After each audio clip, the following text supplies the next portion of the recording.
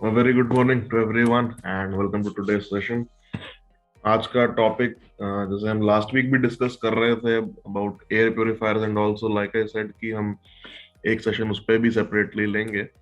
सो आज हम इसी के बारे में बात करेंगे. सम ब्रीदिंग एक्सरसाइजेस एंड कुछ बहुत ही इम्पोर्टेंट टिप्स सर्दियों के लिए, specially for people who might have asthma और हु माइट हैव सीओपीडी या किसी भी तरह का कोई भी रेस्पिरेटरी डिसऑर्डर अगर है उन्हें, तो इस particular time of the year पे उनको क्या करना चाहिए जिससे वो अपने आप को हेल्दी रख पाए और अपने आप को इन प्रॉब्लम से थोड़ा दूर रख पाए. So just a brief intro before we start with the exercises.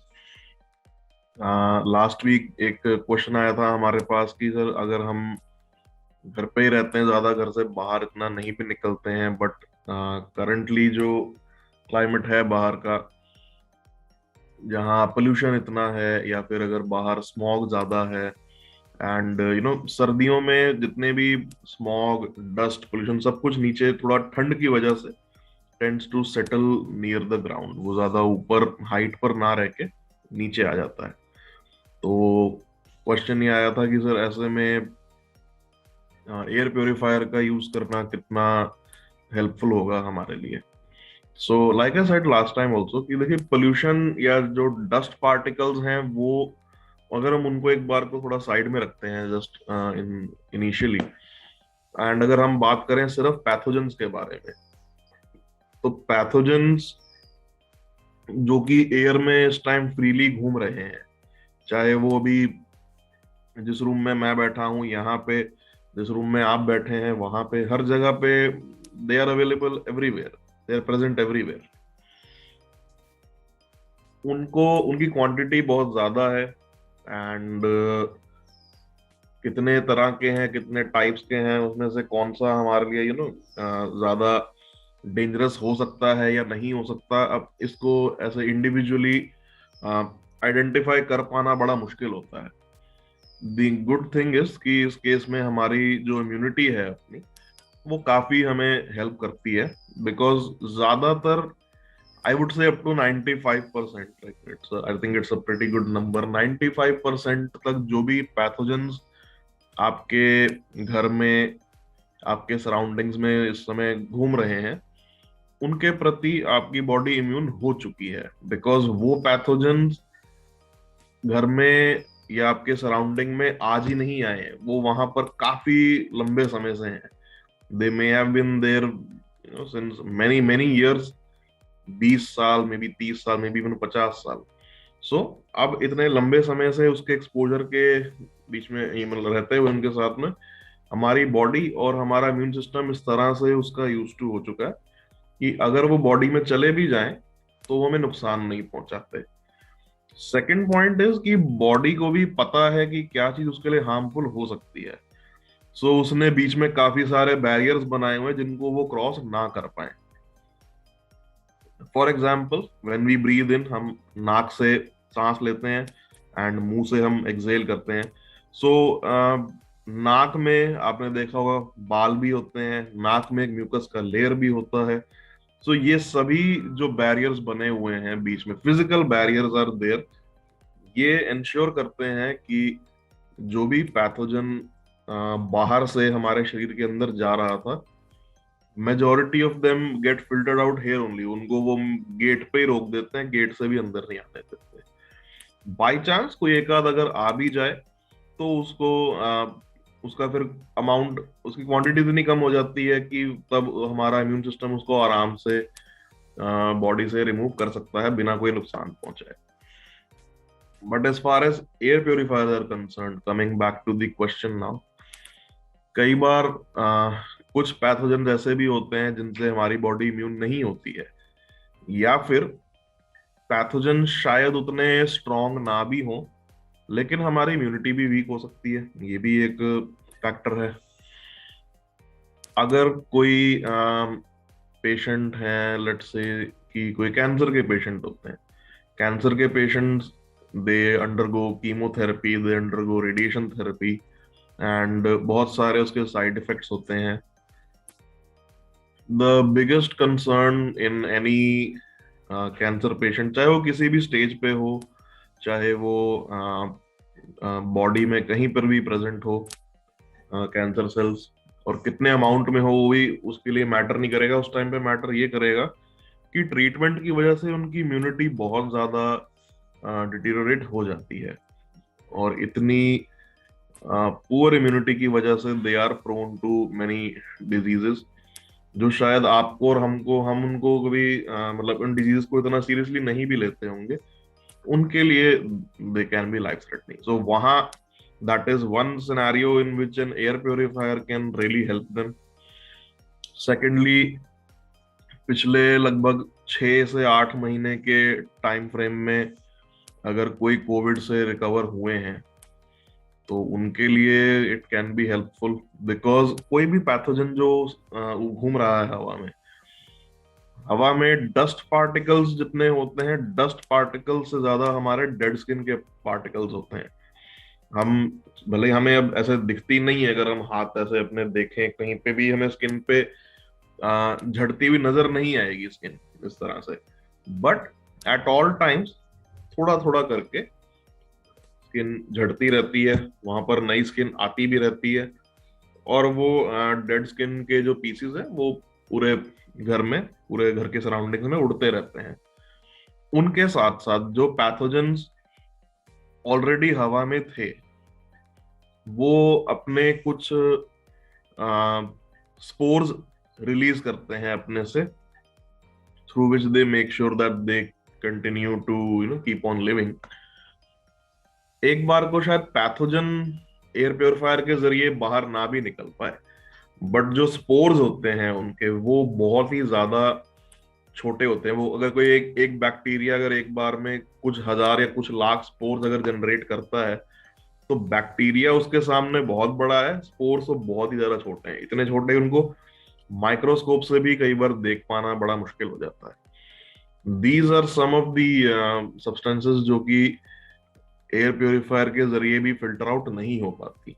The only good thing is spores अपने आप में ज्यादा हार्मफुल नहीं होते, वो आपको बहुत ज्यादा नुकसान नहीं पहुंचा सकते, unless of course like I said या तो किसी को रिसेंटली कोविड हुआ हो, या किसी और कारण से उनकी इम्यूनिटी कॉम्प्रोमाइज्ड हो, या वो सीओपीडी के पेशेंट हैं, या फिर they might have undergone some organ transplant और समथिंग। ये कुछ 4-5 केसेस होते हैं जहां पे थोड़ा ज्यादा ध्यान रखना पड़ता है। इसके अलावा अगर आप घर पे यूज कर रहे हैं एयर प्योरीफायर, या फिर आप परचेज करने की सोच रहे हैं, तो I think now is a right time to purchase one और may be start using one. क्योंकि जैसे ही सर्दियां आती है, जैसे मैंने बताया, जब सब कुछ नीचे सेटल हो जाता है, तो naturally the number of pollutants in the environment goes up.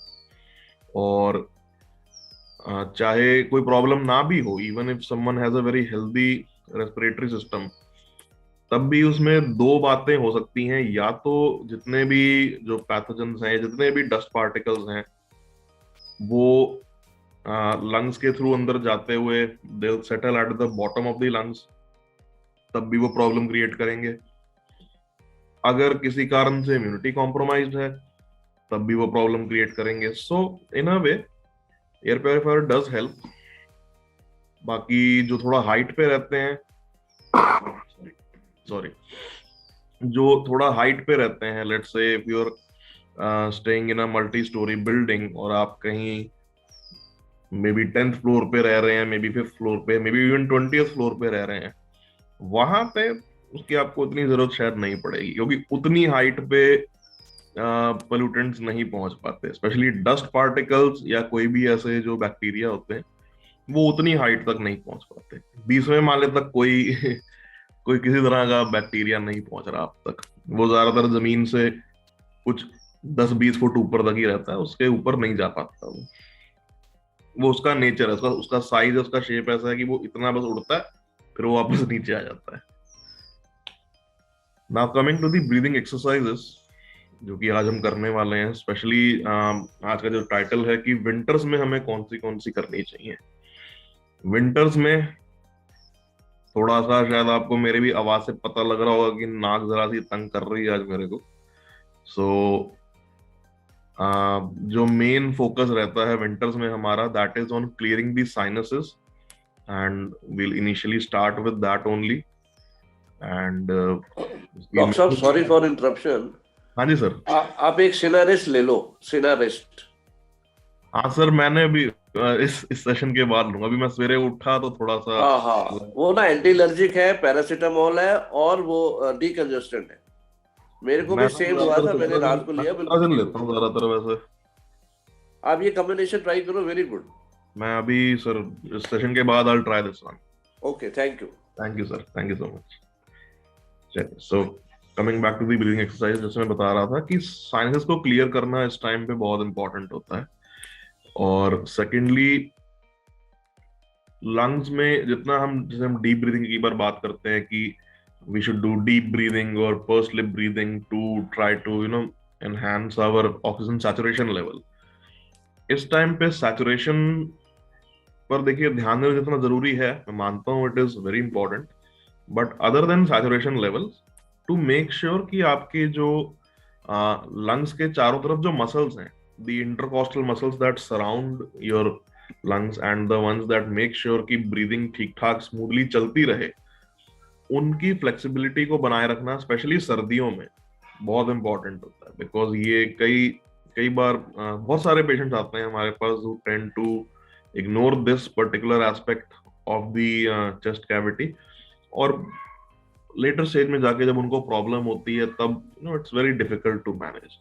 सो उसको पहले से ही अगर ध्यान में रखा जाए तो फ्यूचर में कई सारी प्रॉब्लम्स को हम अवॉइड कर सकते हैं। So that is what we'll start with today. So आप चेयर्स को थोड़ा पीछे कर लीजिए, जगह बना लीजिए अच्छे से। चेयर के बैकरेस्ट से थोड़ा दूर होके बैठिएगा, सीधे होके। स्टार्ट हम अपने करेंगे साइनसेस को क्लियर करते हुए ही, जैसे मैंने बताया। Then we'll head towards stretching the intercostal muscles. So sit straight and using our three fingers again, index finger, middle and the ring finger, तीनों को इस तरह से पास पास रखना है। एक लगभग ट्रायंगुलर सा शेप जैसा आप देख सकते हैं बन जाता है। ओके, एंड इसको नाक के ऊपर यहां रखेंगे, along the bridge of your nose, जहां पे हम चश्मा पहनते हैं ना वहां पे। जो चश्मा पहनते हैं अगर उतार लें तो ज्यादा अच्छा रहेगा, नहीं तो मैंने भी इसलिए उतार लिया है, नहीं तो वो गिरना नहीं चाहिए। ओके, सो दोनों हाथों को इस तरह से रखेंगे and we'll rotate it clockwise very slowly, about 20 rotations clockwise and 20 rotations anti-clockwise.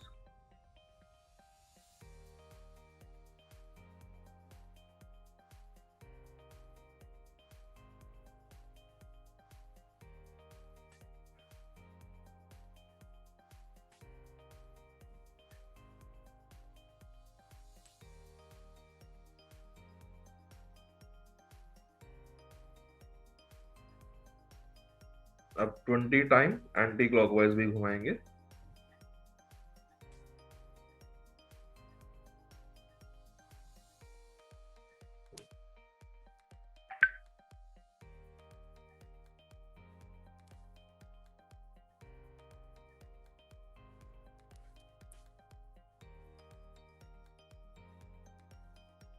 Okay, now coming to the next part. ये तो हुए हमारा nasal sinuses. Coming to the sinus on our cheek bones. So बिल्कुल उसके side में, नाक से लगभग एक फिंगर के गैप पे, अगेन तीनों उंगलियां इस तरह से रखेंगे पहले यहाँ।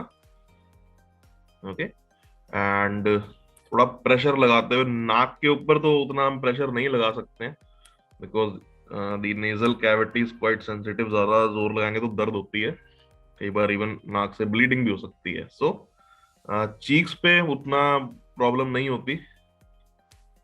तीनों उंगलियां इस तरह से रखेंगे यहाँ, थोड़ा प्रेशर लगाते हुए 20 टाइम्स क्लॉकवाइज अगेन, तो गोल गोल घुमाएंगे।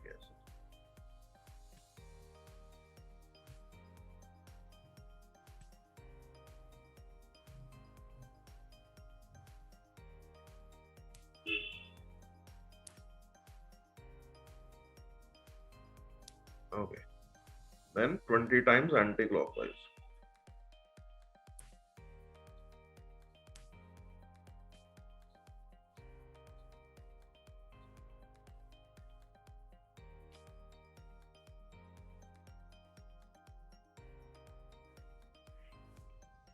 इस तरह नीचे की तरफ उंगलियां फेरते हुए, ऊपर की तरफ नहीं, नीचे, ऐसे नीचे और बाहर की तरफ, लाइक दिस, 2-3 बार इसको, एंड रिलैक्स.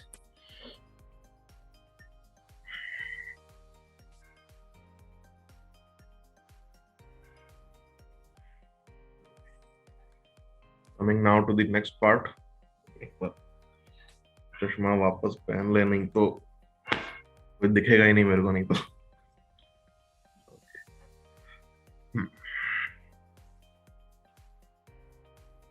साइनसेस से होते हुए air next reaches our trachea, our windpipe, and वहां से जब वो लंग्स में जाती है दोनों तरफ, तो लाइक आई सेड कि जो हमारा चीफ जो मसल है ब्रीदिंग का, विच इज द डायफ्राम, उसको वो नीचे की ओर पुश करते हुए, ताकि पूरे चेस्ट कैविटी में जगह बन पाए लंग्स को एक्सपैंड करने की, ज्यादा से ज्यादा वो एयर इनटेक कर पाता है. And then when we exhale, तो diaphragm moves up back to its original position, and that is how we are able to exhale the air out. Breathe in करना एक एक्टिव प्रोसेस है जिसमें energy लगती है, बट ब्रीथ आउट करना अपने आप में एक पैसिव प्रोसेस है, उसमें कोई बॉडी की एनर्जी कंज्यूम नहीं होती. So it is relatively easy to exhale then to inhale.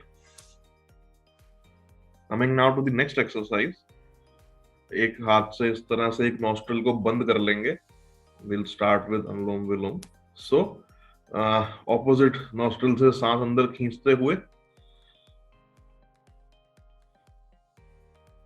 Then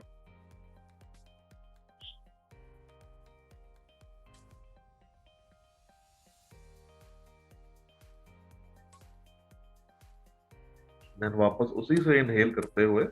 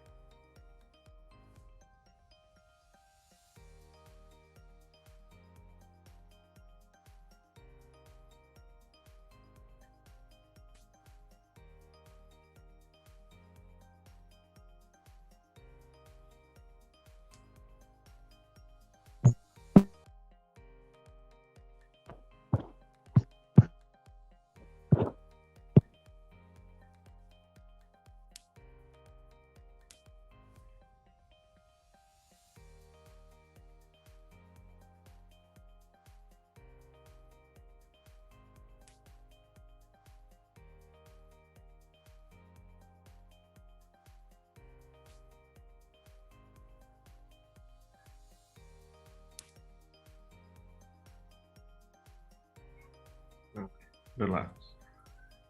आप नीचे कर लीजिए. At any point if you feel any discomfort, आप उस टाइम पे रुक सकते हैं, 2 मिनट का ब्रेक ले सकते हैं. कॉन्शियस ब्रीदिंग हमेशा डिफिकल्ट होती है और बहुत ही थोड़े समय के लिए हम कर सकते हैं. कई बार जल्दी ही बॉडी थक जाती है हमारी.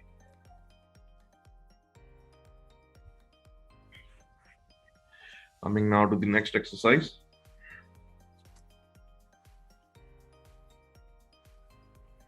एक बार दोनों हाथों को अपने इस तरह से ज्वाइन कर लेंगे. ओके, इस तरह से नीचे की ओर एल्बो बिल्कुल सीधी रखेंगे ऐसे, एंड ब्रीद इन करते हुए दोनों हाथ ऊपर,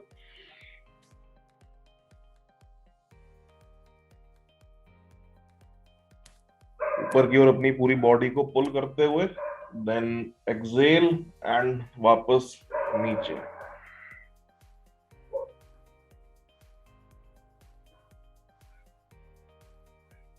again breathe in,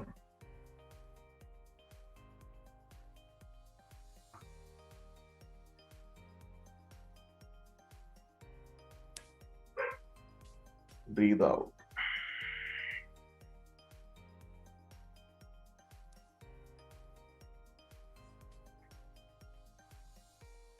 Breathe in.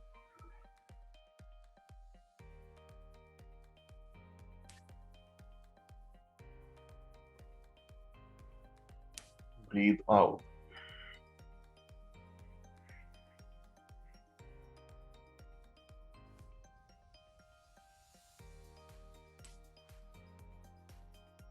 Breathe in.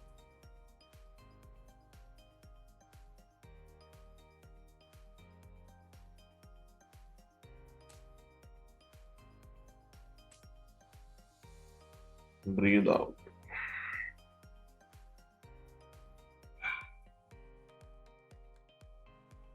एक बार और, breathe in.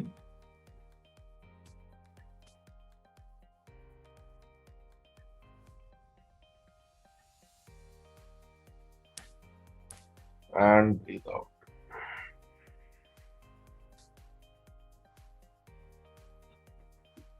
रिलैक्स। दोनों हाथों को खोल लीजिए।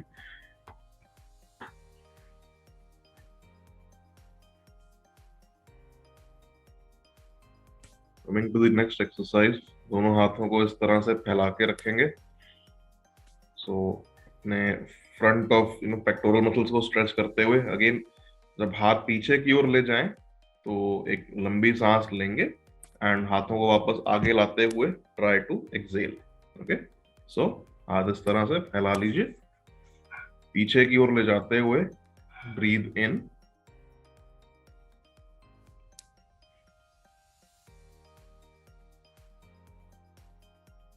Breathe out,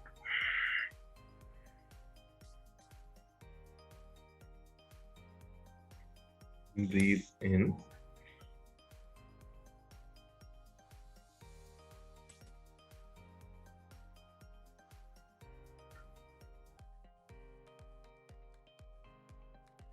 breathe out.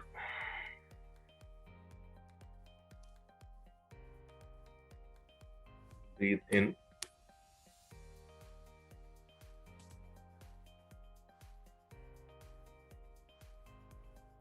Breathe out.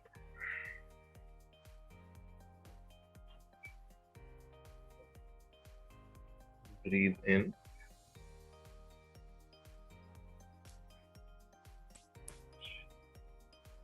Breathe out.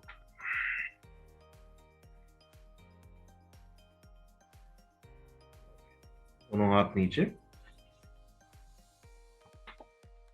और the next set of exercises, आप सब प्लीज अपनी अपनी चेयर से खड़े हो जाइएगा।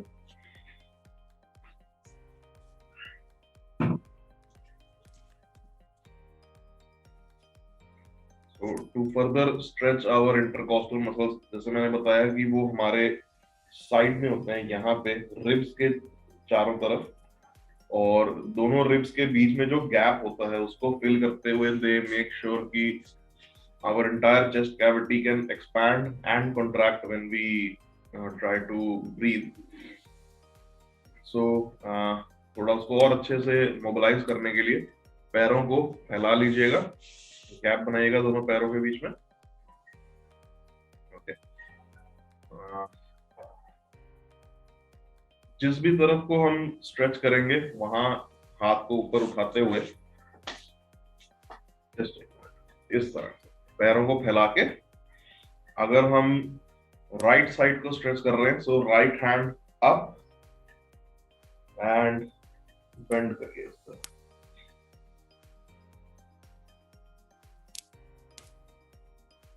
वापस लेफ्ट,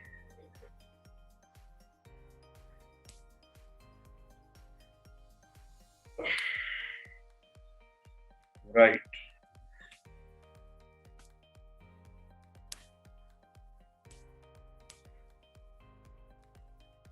लेफ्ट,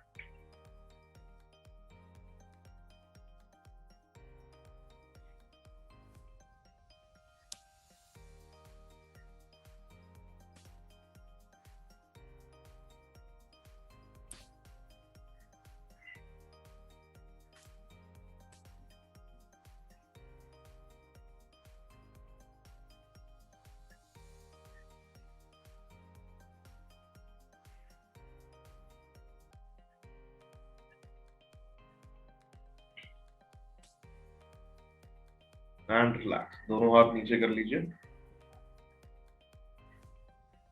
विंटर्स में स्पेशली मॉर्निंग के टाइम अगर कभी भी किसी को भी लगता हो कि थोड़ा चेस्ट में हैवीनेस होती है या वीजिंग सा फील होता है सुबह के टाइम, या फिर अगर किसी को जैसे मैंने बताया कि एस्थमा या सीओपीडी वगैरह अगर है, तो मॉर्निंग टाइम में ये पर्टिकुलरली स्ट्रेच आपको जरूर करना चाहिए अपने इंटरकॉस्टल्स को अच्छे से स्ट्रेच करने के लिए, एंड टू मेक श्योर कि चेस्ट कैविटी को ठीक से एक्सपैंड होने का एक प्रॉपर स्पेस मिल पाए।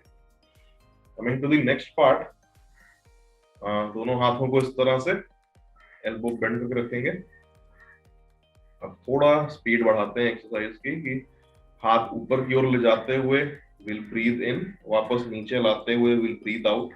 बट ध्यान रखना है कि हाथों की मूवमेंट के साथ साथ अपने ब्रीदिंग रेट को कंट्रोल करना है और थोड़ा स्पीड बढ़ानी है, and also try to maintain that pace. Okay, so pace को मेंटेन रखिएगा। जहां आपको लगे आप थक रहे हैं वहां बैठ सकते हैं जाके, कोई प्रॉब्लम नहीं है उसमें। सो दोनों हाथ इस तरह से रखते हुए breathe in and start.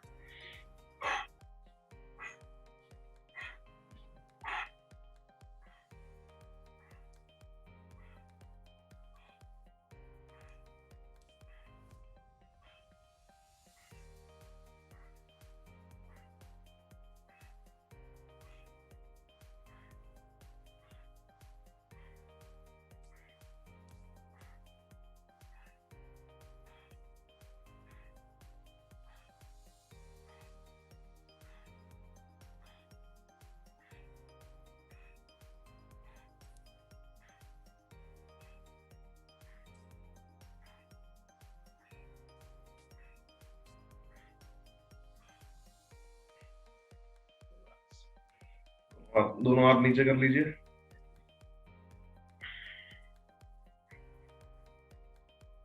Now to slightly stretch your intercostals a bit more, एक बार दोबारा पैरों को फैला लेंगे इस तरह, अच्छे से पैरों के बीच में गैप बना के रखिएगा। दोनों हाथों को ऐसे ज्वाइन कर लेंगे इस तरह से, एल्बो सीधी रखेंगे बिल्कुल, हाथों को ज्वाइन करके। And now instead of bending sideways what we'll do is, हाथ इस तरह से ऊपर लाएंगे, we'll turn right, right side में टर्न करिए and move up like this,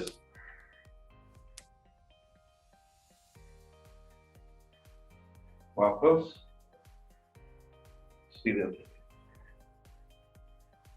same for the left side also, हाथ उस तरह से ऊपर उठाएंगे, लेफ्ट की ओर टर्न करेंगे एंड ऊपर की ओर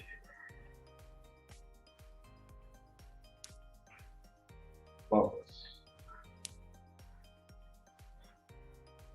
Again, right,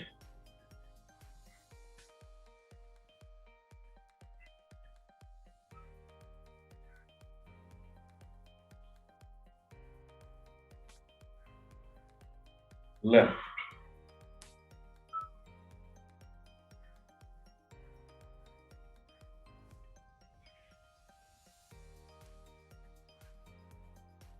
right,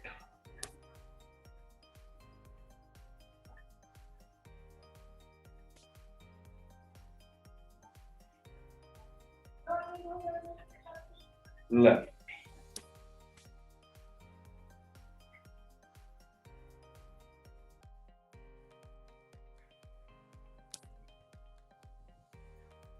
right,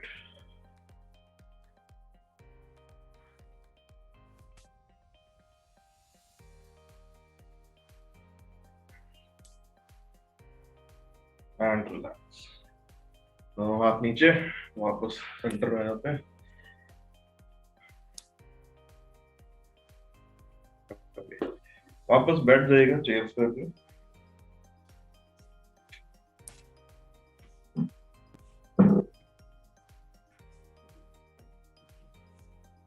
बैठ जाइए।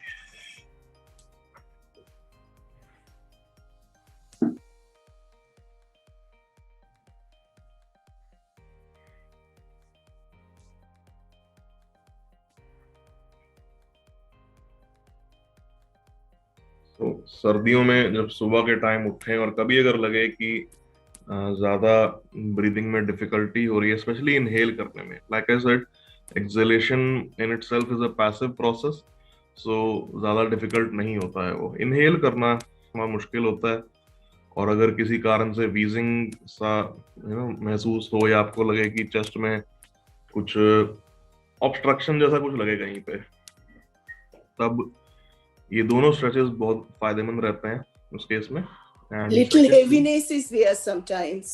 जी जी होते हैं सर्दियों में, सभी को होती है एट वन पॉइंट, डिपेंडिंग की कितनी ठंड है। अभी तो खैर उतनी है नहीं, नहीं अभी नहीं है ज्यादा। जब और थोड़ी ज्यादा होंगी तब ये प्रॉब्लम बढ़ जाती है। ओके,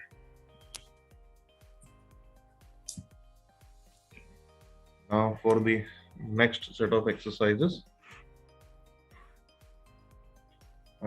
जब हम जब मैं इमोआ ज्वाइन करने से पहले तक, when I was in Safdarjung heart command, तो वहां पे जैसे मैंने बताया कि ज्यादातर हार्ट कमांड में हार्ट के पेशेंट्स ही आते हैं। किसी का स्टंटिंग हुआ होता है, किसी की बाईपास, किसी का कोई हार्ट ट्रांसप्लांट भी होते हैं। सो जितने भी मेजर कार्डियक प्रोसीजर्स हैं, जो कि अगेन पूरे हमारे चेस्ट कैविटी में ही होते हैं, वहां पे भी पेशेंट्स को हमें जितना ये ध्यान रखना पड़ता है कि इनके वाइटल्स ठीक ठाक रहे, या ये कि उनका जो पोस्ट ऑपरेटिव जो सूचर्स हैं उनमें इन्फेक्शन ना हो, उससे ज्यादा हमें इस बात का ध्यान रखना पड़ता है कि ब्रीदिंग के दौरान उन्हें कोई प्रॉब्लम ना हो वहां पे। एंड वहां पे खैर ये है कि सर्दियों का उतना असर नहीं पड़ता, क्योंकि आईसीयू में टेम्परेचर इस तरह से रेगुलेट किया जाता है कि ठंड ना लगे किसी को। But still, to make sure that there is no obstruction is a very important task. And वही घर पे भी हमारी डेली लाइफ में हम सब पे एप्लीकेबल होता है। If there is any obstruction in the chest cavity, तो नेचुरली वो एयर फ्लो को उतना स्मूथली नहीं चलने देगा जितना वो नॉर्मली चलना चाहिए। तो उसके लिए आईसीयूज में we use a technique called chest percussions. Now, the problem with percussions doing right now is कि परकशंस हम खुद नहीं करते हैं। जैसे हम पेशेंट्स अगर वहां होते हैं आईसीयू में, तो पेशेंट्स खुद नहीं करते हैं, वहां पर डॉक्टर या नर्स करती हैं। अब यहाँ पे सिंस सब वन टू वन बैठे हैं स्क्रीन के सामने, सो खुद अपने चेस्ट पे परकशंस कर पाना स्लाइटली ट्रिकी। बट थोड़ा उसको सिंप्लीफाई करते हुए मैं एक बार बता देता हूँ कैसे करते हैं। सो we'll start with the right side of the chest cavity. तो अपना राइट हैंड इस तरह से ऊपर उठाएंगे। ओके, राइट हाथ ऊपर रहेगा इस तरह। लेफ्ट हैंड को ऐसे कप शेप में बना लेते हैं। आप शेप पे थोड़ा ध्यान दीजिएगा, इस तरह से, like this, not like this, this, हल्का सा उंगलियों को बेंड करते हुए। ओके, सो राइट हाथ ऊपर उठाया, लेफ्ट हैंड से इस तरह से कप शेप बनाते हुए पूरा आपका जो ये side of the chest cavity है, starting right from your armpits up till the lower और middle half of the abdomen, या लगभग आप कह सकते हैं कि नाभि के लेवल तक, हाथ को इस तरह से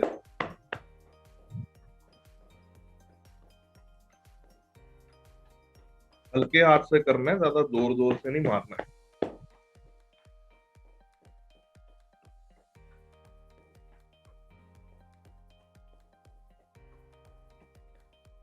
ओके, रुक जाइएगा, थोड़ा साउंड पे ध्यान देंगे। अगर आप हाथ ऐसे रख के मारते हैं तो ज्यादा आवाज नहीं होती।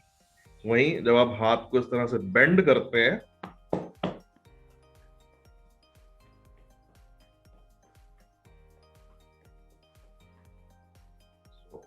अगेन हल्के हाथ से, जोर जोर से पिटाई नहीं करनी है अपनी। Okay, coming now to the left half. So left hand को ऊपर उठाते हुए अगेन हाथ को इस तरह से थोड़ा कर्व्ड रखेंगे कप शेप में, एंड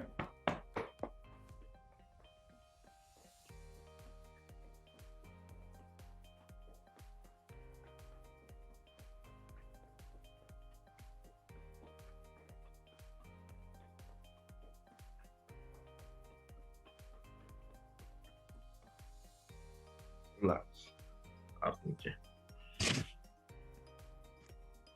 कई बार आपने देखा होगा जब खाते समय का कुछ अगर अटक जाता है गले में, तो हम क्या करते हैं, पीछे जाके पीठ तप करते हैं ऐसे।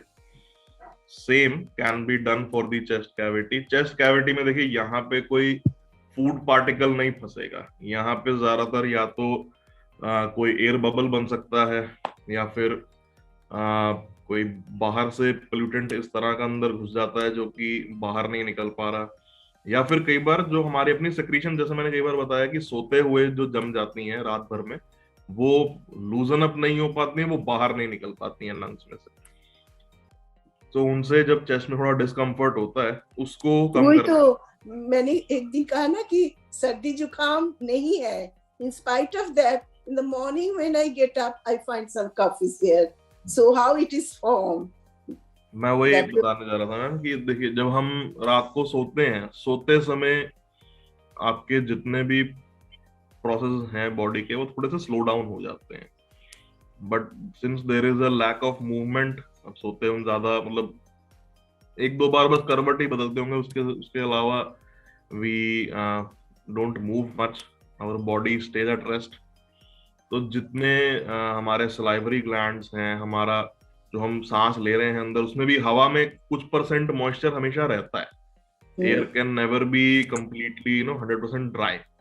उसमें थोड़ा सा डिपेंडिंग की कितनी ह्यूमिडिटी है उस दिन, थोड़ा सा मॉइस्चर रहता ही है।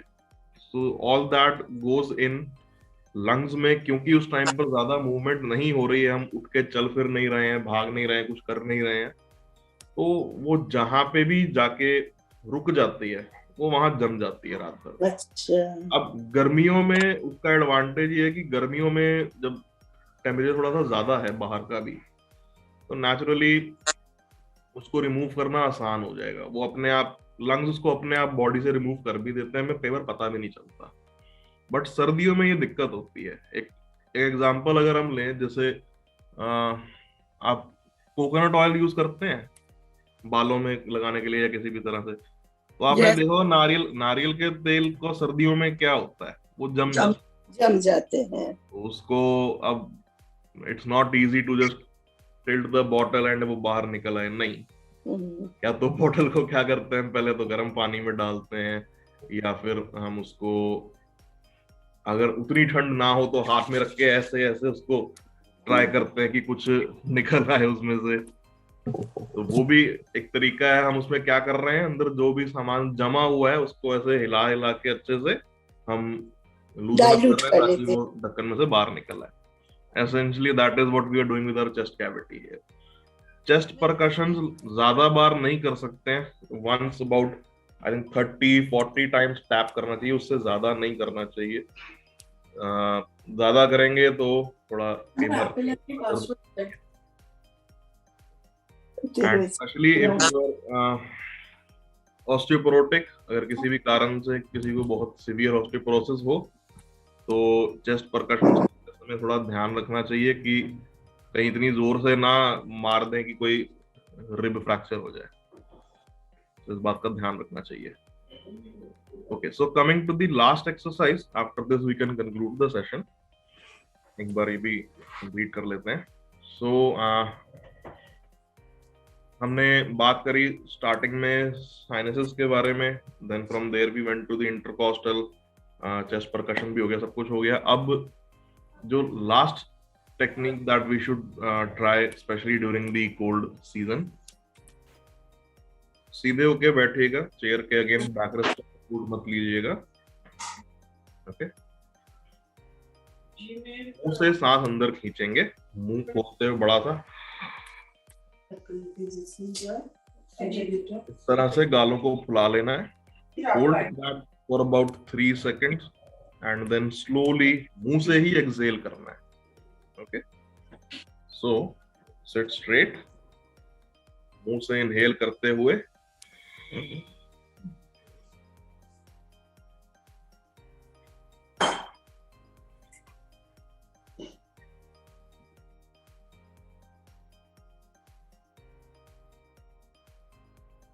और धीरे धीरे एक्सहेल करना होता है। It should take about 6-7 seconds to exhale completely.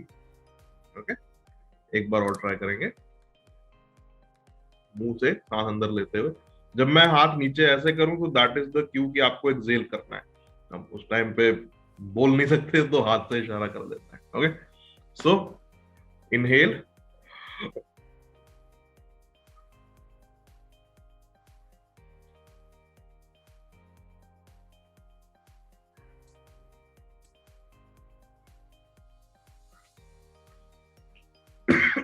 Sorry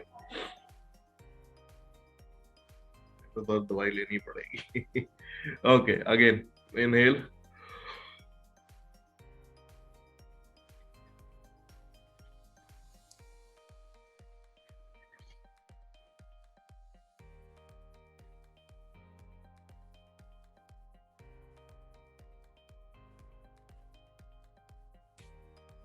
एक बार और,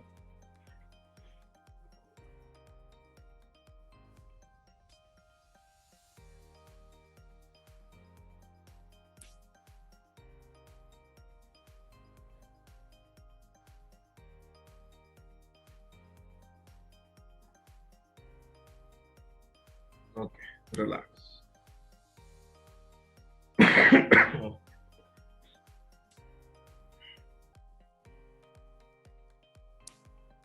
So these were the exercises, doing exercises for winter season. If anyone has any doubts, any questions, तो आप माइक ऑन कर सकते हैं और पूछ सकते हैं। हाँ डॉक्टर अनुराग, जी। एक बार क्या, ये 2012 की बात है कि मैं, सर्दी थी, बहुत ठंड थी, और मेरी मतलब मेरे को अस्थमा वगैरह टचवुड कुछ नहीं, ऐसी कोई सांस की कोई प्रॉब्लम नहीं, बाकी शुगर डायबिटीज ये तो सब कुछ है। अच्छा, मेरी सांस रुकनी शुरू हो गई, एकदम ऐसे लग रहा था मैं सांस नहीं ले पा रही। अब मुझे, तब मेरे हस्बैंड थे, मैंने उनको कहा इनहेलर ले आओ, फिर वो फटाफट इनहेलर ले आए केमिस्ट शॉप से, और मुझे चलाना ना आए इनहेलर, ऐसे जैसे ऐसे करके उसको किया, थोड़ी देर में थोड़ा सा, फिर इन्होंने मेरे को गर्म पानी की बोतल दी, फिर मैंने वो ऐसे रखी तो मेरे को आराम आया। अच्छा, 3 साल पहले फिर उस दिन बड़ी ठंड थी, on that time I was alone. अब मेरा वही सांस रुक रहा है, मेरे से सांस नहीं आ रही। मैंने क्या किया, फटाफट, उस समय तक मेरे पास एयर हीटर आ गया था, पहले नहीं था। अच्छा, मैंने एयर हीटर ऑन कर दिया, वो जैसे जैसे जैसे कमरा गर्म हुआ और मेरी तबीयत ठीक होनी शुरू हुई। तो बोला अगर ऐसा हो तो इसका मतलब यही इसका वो है, या ये जो भी आपने कहा ऐसे, उस समय तो इतनी होश ही नहीं होती कि आप कोई एक्सरसाइज करो, कोई कुछ करो, क्योंकि जब सांस बुक हो रही हो, क्या वैसे ही घबरा रहे होते हो। जब इतना स्ट्रेस में होती है बॉडी इतना, तो नेचुरली उस टाइम पे एक्सरसाइज करनी तो नहीं याद आती। उस टाइम पे यही करना चाहिए कि instead of turning on a heater और समथिंग, हीटर ऑन रखिए, थोड़ा उससे रूम गर्म होने में टाइम लगता है। उस टाइम पे the best course of action should be to do steam inhalation. अगर इनहेलर पड़ा हो आपके पास, स्टीमर पड़ा हो, अगर उसमें पानी डाल के उससे भाप लीजिए। और not just for respiratory distress like this, सुबह उठ के एक बार 5-7 मिनट स्टीम इनहेलेशन करना हमेशा फायदेमंद ही रहता है, स्पेशली सर्दियों में। इस टाइम पे करना चाहिए सबको सुबह उठ के।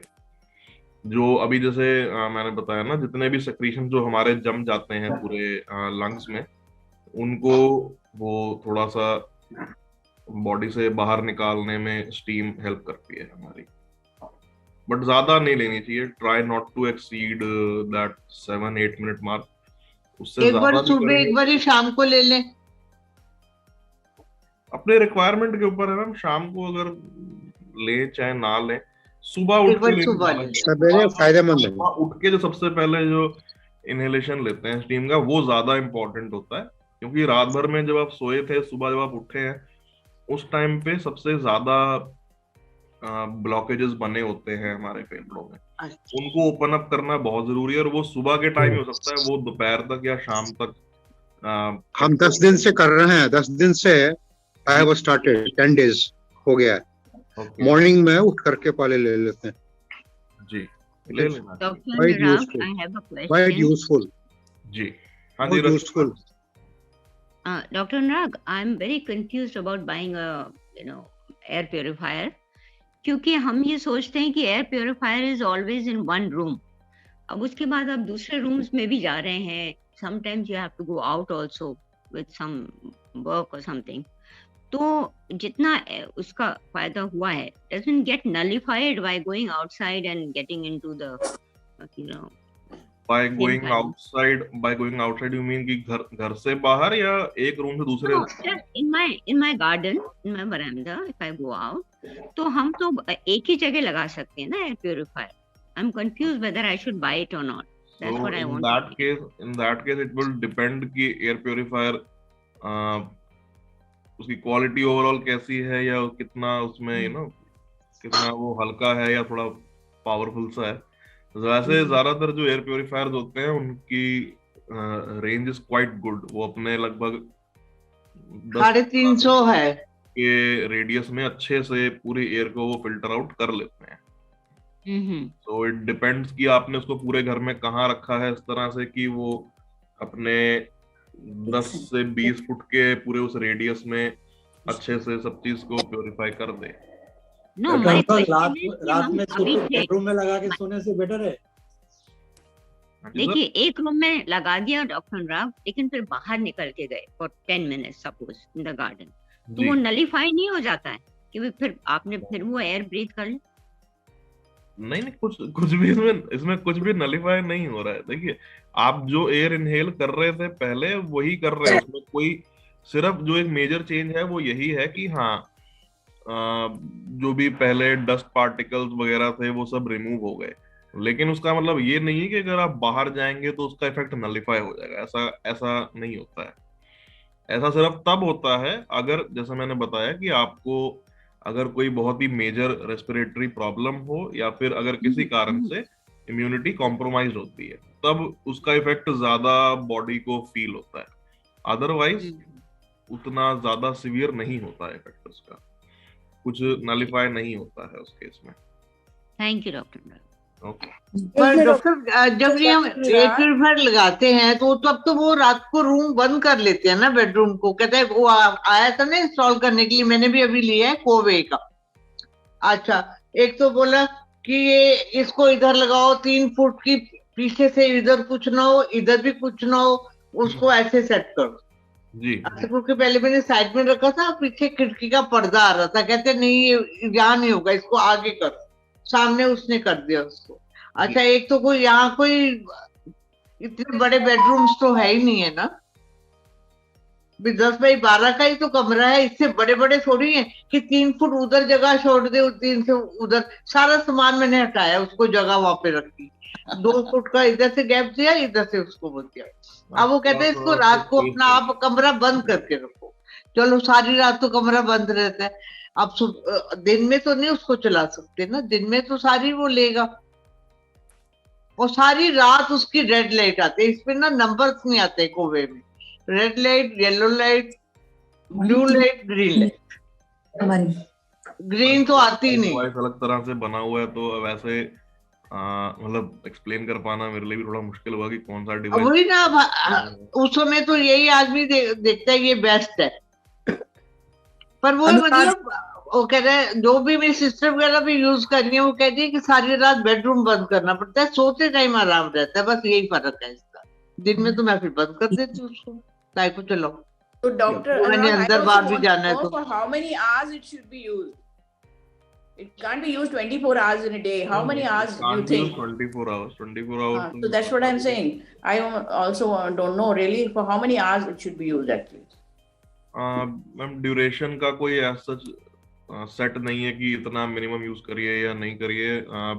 डिपेंड करता है एक तो इस बात पे कि पोल्यूशन लेवल कितना है, और सेकेंडली इस बात पे भी डिपेंड करता है कि जिस भी जगह पे आपने रखा हुआ है, अगेन वहां स्पेस कितना है. इतना बड़ा कमरा होगा उसमें ना पूरे एयर को फिल्टर आउट करने में इतनी ज्यादा देर लगेगी. जितना छोटा कमरा होगा उतना आसान होगा फिल्टर आउट करना एयर को. तो I can't really give you a number for this कि आप मिनिमम इतना 1 घंटा 2 घंटा 4 घंटा चलाइए, बट आइडियली इस मतलब है जैसा भी बाहर भी रात यूज करना चाहिए कि डे टाइम बेटर है. अनुराग जी, आपका मतलब कहने का तो फिर ये हो गया कि कमरे छोटे कर लो. अभी इस उम्र में कहाँ छोटे कमरे लेते हैं? छोटे बड़े हो नहीं सकते वो तो जो है तो है. अरे जिन्ना से छोटे ने उन्होंने बड़े किथे करिए, इन्नी जगह मांग रहे हो.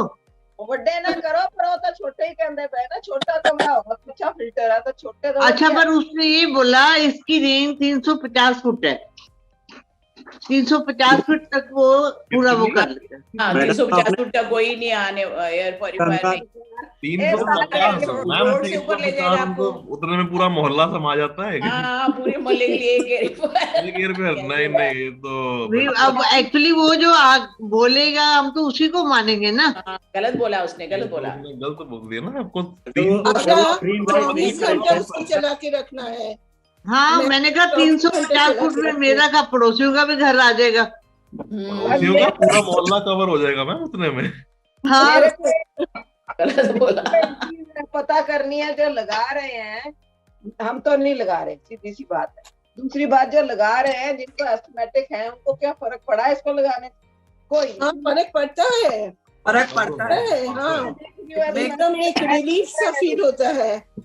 वो इसलिए क्या सारा दिन उसके मुंह के सामने बैठे रहो तब तो नहीं. तो मैं तो ऐसा कुछ नहीं होता कि ऐसा नहीं है. सामने से उस पर फर्क पड़ेगा. हम जब मैं वही बता रहा हूँ, जब हम अपना जब हम आईसीयू में ड्यूटी किया करते थे तो वहां पर भी लगाया रहता था. तो हमारा मतलब आईसीयू ये खोल ले, दरवाजा ठीक हो गया. एक लगा होता था लेकिन उससे काफी फर्क पड़ता था. हो गया दरवाजा ठीक. Actually, I have got it in पता लग रहा है every कि room. कम हो रहा I है. have got it in every room. All my rooms are even in drawing room also very big air purifier is there. Sharp का जो है. आप इतना दे देते हो, बाकी हमारे लगते बहुत है. And in my bedroom मैं 24 घंटा चला के रखती हूँ. एक्सक्यूज मी डॉक्टर साहब, तो नहीं चलाना चाहिए. वो तो ना दरवाजा खुला रहता है तुम्हारा. हाँ, क्योंकि मेरे तो दूसरे रूम में भी है ना ड्राइंग रूम आप इतने इंडिपेंडेंट हो जाओगे तो बाहर हाँ, फिर तो बाहर निकल ही नहीं पाएंगे. प्रवीण मैं ना I am using it for the से 7-8 years, so I am habituated with it, but I feel the difference. Right, since you are sitting home it's okay, but yes, I don't go anywhere. I don't go anywhere. आप नहीं ऐसे तो फिर कभी जाओगे तो फिर कैश मच को जाओगे रहना तो प्रॉब्लम होगी. नीचे से ही गाड़ी में चढ़ के कहीं जाते हैं. अगर अनलेस आपकी इम्यूनिटी बहुत ज्यादा किसी कारण से कॉम्प्रोमाइज हो, अगर नहीं है इम्यूनिटी आपकी ठीक ठाक है तो कोई प्रॉब्लम. ऐसे बाहर अगर ऐसा ही होता तो फिर दुनिया घर से बाहर कभी निकलती ही नहीं. बिल्कुल घर से बाहर निकलना ही छोड़ देते बिल्कुल ही. मतलब कोविड से भी पहले कब का छोड़ चुके होते. नहीं वही तो है कि लंग्स को आदत हो जाती है ना. अगर जरा सा भी बाहर पोल्यूशन में निकलोगे तो you will catch faster. Ma'am वही तो हमारी इम्यूनिटी काम आती है. भगवान ने इम्यूनिटी क्यों दी है? इसीलिए तो दी है. तो जिनकी इम्यूनिटी कम है वही ये प्योरीफायर लगा के बैठते हैं, ये भी बता दो. अरे नहीं, मैं तो बिल्कुल सोने का टाइम लगानी है, सुबह उठते ही बस. हार्ड एंड फास्ट रूल नहीं है. जिनकी ना भी मतलब इम्यूनिटी जिनकी ठीक ठाक भी है वो भी कोई हार्ड एंड फास्ट नहीं किताब में लिखा नहीं हुआ किसी भी लगा सकते हैं. एक्सक्यूज मी डॉक्टर साहब. जी हाँ जी मैम. ये मैंने ह्यूमिडिटी फायर खरीदा हुआ है, उसका मैंने रिव्यूज बहुत अच्छे पढ़े थे कि कफ कोल्ड ब्रेथलेसनेस वगैरह में और ड्राइनेस में ये बहुत यूजफुल होता है. So should I use that or not? Dehumidifier कितना मैंने टाइम पहले लिया था आपने? मैंने स्पेशल लिया था. मैंने कैटरेक्ट की सर्जरी कराई थी तो ड्राइनेस बहुत ज्यादा थी आंखों में. तो फिर मेरी बेटी ने गूगल में सर्च करके कि ड्राइनेस क्यों है, इसका क्या इलाज है, तो ह्यूमिडिफायर लिखा हुआ था. अच्छा, ह्यूमिडिफायर तो डिह्यूमिडिफायर, ओके. तो आपने कितना टाइम पहले परचेज करा है आपने? अभी किया है मैंने 2 months back I think. Okay. तो उसमें रिव्यूज पढ़े हैं, बहुत अच्छे लिखे हुए हैं. कफ, कोल्ड, ब्रेथलेसनेस, कोल्ड में मतलब सर्दियों में ये जो प्रॉब्लम्स होती है उसके लिए. ह्यूमिडिफायर को थोड़ा सा ध्यान से यूज करना चाहिए क्योंकि वो हवा में थोड़ा मॉइस्चर ऐड कर रहा है कहीं ना कहीं पे. देखिए, दो होते हैं, या तो डीह्यूमिडिफायर होता है जो हवा से मॉइस्चर रिमूव करेगा. Humidifier naturally, as the name suggest, moisture add करेगा हवा में. सर्दियों में अगर आप इस तरह का कोई भी डिवाइस यूज कर रहे हैं तो पहली बात तो है कि वो कमरा बंद करके जिस भी कमरे में बैठे हैं सिर्फ वहीं पे यूज करना चाहिए, वो पूरे घर में नहीं यूज हो सकता. Secondly, just keep it on for like half an hour, may be 45 minutes. Depending कि कमरा कितना बड़ा है. अगर कमरा छोटा है तो आधे घंटे के अंदर ऑन एन एवरेज वो अच्छे से अपना काम करता है. बड़ा है मेरा कमरा, तो बड़ा है. अब अनुराग, आधे घंटे के अंदर वो कर देता है काम पूरा. बस normally Dr. Anurag, they suggest when you're using too much of room heater, तो फिर वो आपकी ड्राई हो जाती है ना, then you should use humidifier, otherwise not. मैं यही अभी नेक्स्ट पॉइंट पे ही आ रहा था कि सर्दियों में इसी तरह से यूज करना वो ठीक रहता है कि अगर रूम हीटर अगर आपने लगा रखा है तो वो पूरी एयर को ड्राई कर देता है. ड्राई एयर में थोड़ा ब्रीथ करना मुश्किल होता है, उसको बस थोड़ा और बैलेंस कर देता के लिए ह्यूमिडिफायर हम यूज करते हैं. नहीं तो फॉर डेली यूजेज उतना ज्यादा कोई ऐसे रेकमेंड नहीं करते. रूम हीटर आजकल तो ऑयल वाला मिलता है, हम लोगों के पास जो है उसमें तो इतना गर्म वो नहीं हो जाता. That is better. अच्छा, रूम हीटर के बारे में मुझे एक भी आइडिया नहीं है क्योंकि room heater, no, I am not talking about room heater, वो air purifier. About room heater I am telling you that उसमें तो ऑयल वाला होता है जो. अगर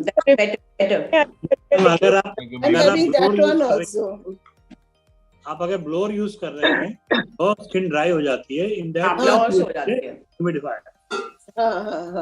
हाँ, ब्लोअर से हो जाता है. अनुराग, हमारे not good for skin. Anurag ji, हमारे यहाँ तो वो AC is double, समर में कोल्ड एंड विंटर में it gets hot. Yes yes. तो that is also bad for the skin. उससे भी स्किन ड्राई हो जाती है. आई जस्ट ड्राई करता है.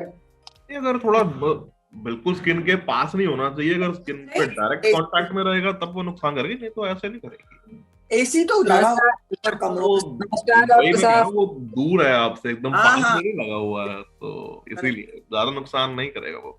दूसरी चीज, लेयर पहननी है तो your skin is not in direct contact with that. Okay. Doctor Anurag ji sir.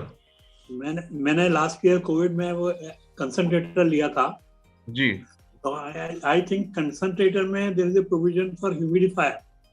होता है. Can I use it like जब जरूरत पड़े instead of buying a new equipment as a humidifier? अच्छा, ह्यूमिडिफायर की जगह पे आप अगर उसको यूज करें, कंसंट्रेटर को. हाँ, उसमें जो oxygen concentrator, is it oxygen concentrator? हाँ जी मैम, उसमें फीचर होता है ना कि I have also got that one. अगर सांस ले रहे हैं तो उसमें हल्का सा मॉइस्चर कोई है, पानी का कंटेनर डाल के कुछ करता है. yes. Only as a humidifier actually. I don't need concentrator now. Sir, concentrator को ह्यूमिडिफायर की तरह यूज करना मेरे ख्याल से तो बहुत अच्छा आइडिया नहीं है. अनलेस कोई बहुत नेसेसरी हो, बहुत इमरजेंसी हो, तब बात अलग है, नहीं तो मत यूज करिएगा. क्योंकि अगेन ह्यूमिडिफायर, देखिए दोनों का जो मोड ऑफ एप्लीकेशन है वो हल्का सा डिफरेंट है. ह्यूमिडिफायर आपसे थोड़ा दूरी पे रखा हुआ है, आप उसके पास नहीं बैठे हैं बिल्कुल, वो पूरे कमरे में मॉइस्चर प्रोवाइड कर रहा है. वहीं कंसंट्रेटर तो आपने सिर्फ इतने एरिया पे लगा के रखा हुआ है. लगाना कुछ नहीं. I will not put it. I just openly use it as a humidifier. Is it possible? उसकी जगह पे यूज नहीं कर सकते हैं। चलो ओके, थैंक यू। चलिएगा, क्योंकि बाकी तो कमरा जैसे आप मास्क को हटाएंगे, बाकी कमरे की हवा तो अभी भी वैसी की वैसी है, उसमें कोई फर्क पड़ा नहीं। वो तो हमने पर्पस सिर्फ ऊपर लगा रखा था तो टेम्परेरीली एक रिलीफ मिल गया। I thought without putting mask, नहीं I use it only फर्क run पड़ा। it as a humidifier. Sir नमस्कार। जो चीज जिस चीज के लिए बनी है वो वहीं पे यूज करेंगे ना। Okay, done. Thank you. Doctor साहब नमस्कार। नमस्कार मैम, नमस्कार। जी, कैसे हैं सर? मैं ठीक हूँ, आप बताइए आप कैसे हैं? ठीक हूँ। चलिए, सब ठीक ही होना चाहिए। हाँ जी डॉक्टर अनुराग। हाँ जी मैम। हाँ, आपने एक बात बोली थी अभी कुछ टाइम पहले कि जो बैक्टीरियाज होते हैं, पॉल्यूटेंट होते हैं, वो 20 या 30 फीट से ऊपर नहीं जाते हैं, तो 10th या अपर फ्लोर पे नहीं होते हैं। लेकिन अब I am living at a 9th floor, air purifier का जो रीडिंग है वो 600 500 तो अभी भी आती है, उसके बावजूद पॉल्यूटेंट है तभी आती है ना वो रीडिंग। तो मैम पोल्यूटेंट्स कितने ज्यादा हैं ये भी तो सोचने वाली बात है अभी कि नहीं, नॉर्मली कितना कितना आता है एक उसमें रीडिंग? 500-600 की रीडिंग आती है 9th फ्लोर पे भी। दैट मींस कि उस जगह पे काफी नहीं, मतलब न्यूज में है कि 900 है, ये है, तो 500-600 की रीडिंग आ रही है। तो ये आपका कहना है कि 20 से 30 फीट से ऊपर नहीं जाते हैं। डस्ट पार्टिकल्स जा सकते हैं। जब मैं बात कर रहा था जो पैथोजेंस होते हैं, जो बैक्टीरियाज होते हैं उनके बारे में। बाकी जैसे डस्ट पार्टिकल्स हैं, हमारी डेड स्किन सेल्स, अगेन आप चाहे 20वें माले पे चाहे कहीं भी, बट डेड स्किन सेल्स तो अपने खुद के बॉडी से ही निकल रहे हैं, so they are again in your surroundings, वो सब तो पहुंच सकते हैं। इतना इफेक्ट नहीं करते कि रीडिंग 600 आए या 700 आए। भी आ सकती है अगर वहीं आप अभी ग्राउंड फ्लोर पे पहुंचे तो कई जगहों पे तो it should be through out the year. ये अभी दिवाली के बाद ही रीडिंग आनी शुरू हुई है, पहले तो ये रीडिंग नहीं थी। हाँ, तो दिवाली पे पटाखे भी तो इस बार आई थिंक सबसे ज्यादा, जब जिस चीज पर बैन लगता है ना, मेरा ऐसा मानना है कि गवर्नमेंट को ना पटाखे बैन करने नहीं चाहिए, क्योंकि जिस चीज पे आप बैन लगाते हो फिर लोगों की मेंटालिटी होती है कि अच्छा आपने बैन कर दिया अब तो हम और फोड़ेंगे। है ये वैसी बड़ी बेवकूफी वाली बात है, लेकिन ये सच है, ये ह्यूमन नेचर है। आप जिस चीज पर बैन लगाते हैं ना उसको करने की ज्यादा अंदर से इच्छा होती है। नहीं, I am just want to clarify कि 9th फ्लोर पे भी रीडिंग आ रही है ये आ जाती है। तो वो कितना ये सही है कि जितना ऊपर जाएंगे पॉल्यूटेंट्स कम होंगे? दिस इज पोल्यूटेंट्स कम होते हैं, ऐसी बात नहीं है, लेकिन हाँ फिर भी कुछ अमाउंट में तो ऊपर पहुंच ही सकते हैं। डस्ट पार्टिकल्स ऊपर तक पहुंच सकते हैं, लाइक आई सेड हमारे डेड स्किन सेल्स पहुंच जाते हैं।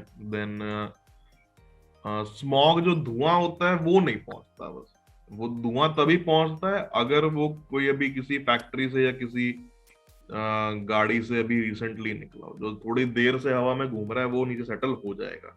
तो अगर कोई आसपास कुछ ऐसा हो तब भी air quality index can go down. Sorry, air purifier को साफ भी करना पड़ता है ना रेगुलरली, उसको that I know, then also it to higher reading, filter लगाना पड़ता है, साफ करना पड़ता है। अभी तो आप कर रहे हैं, साफ कर रहे हैं उसको? बिल्कुल साफ रहता है। हाँ, रेगुलर साफ करना पड़ता है, तभी राइट डस्ट हो जाता है ना उसमें, ब्रश से साफ करते हैं उसको। या बड़ा हाई मेंटेनेंस डिवाइस होता है। I am using for the last 6-7 years, so I know how to maintain it.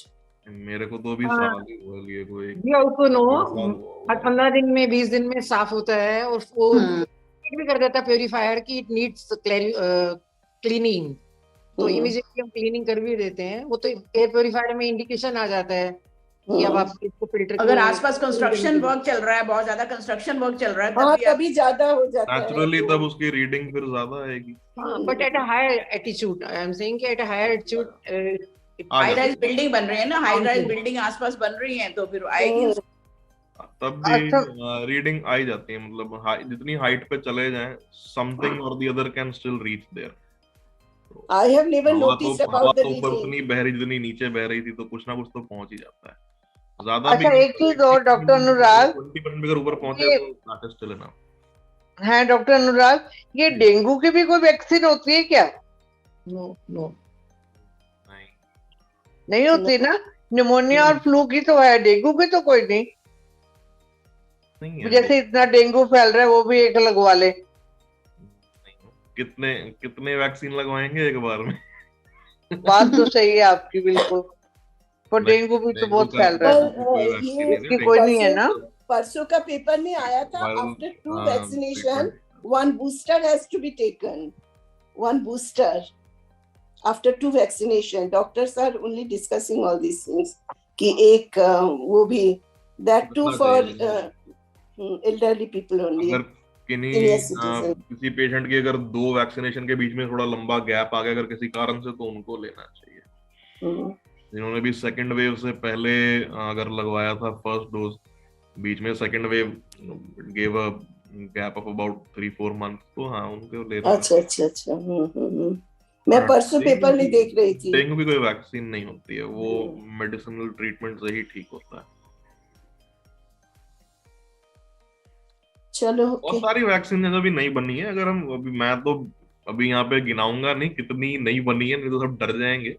मैं उनका नाम नहीं लूंगा अभी, नहीं तो सब कहेंगे कि आप डरा रहे हो उनको। आई वुड रादर ना डरा भैया, ना वैसे डरे पड़े हैं। बट बहुत सारी अभी नहीं भी बनी और शायद अगले 100 साल तक बनेंगी भी नहीं अगले, जैसा अभी प्रोग्रेस चल रहा है उनका। पर ये डेंगू पेशेंट के पास आने से तो डेंगू नहीं होता ना? किसके? डेंगू तो मच्छर से, डेंगू के पेशेंट के पास गए तब थोड़ी डेंगू हो जाएगा।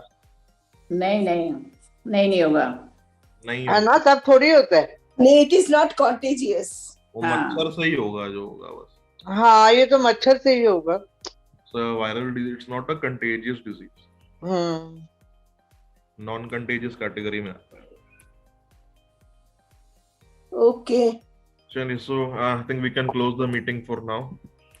So, thank you so much to everyone for joining. Doctor Anurag, हाँ जी मैम। मैं तो बोल रही हूँ, मैं आपको ना अपनी MRI की रिपोर्ट भेजूंगी, आज जरा देखिएगा उसको। आप अभी मेरे को सेंड कर दीजिएगा, मैं भी चेक कर लेता हूँ। अभी करती हूँ। क्या हो गया अनीता जी? अरे भैया बहुत हालत खराब हो रही है। अरे ठीक हो जाओ यार, तो आप तो गाने गुने आपके चलते हैं, आपके बिना प्रोग्राम कहाँ चलेंगे? ठीक हो? गैप ज्यादा आ गया टीम में, उसमें नस दब रही है,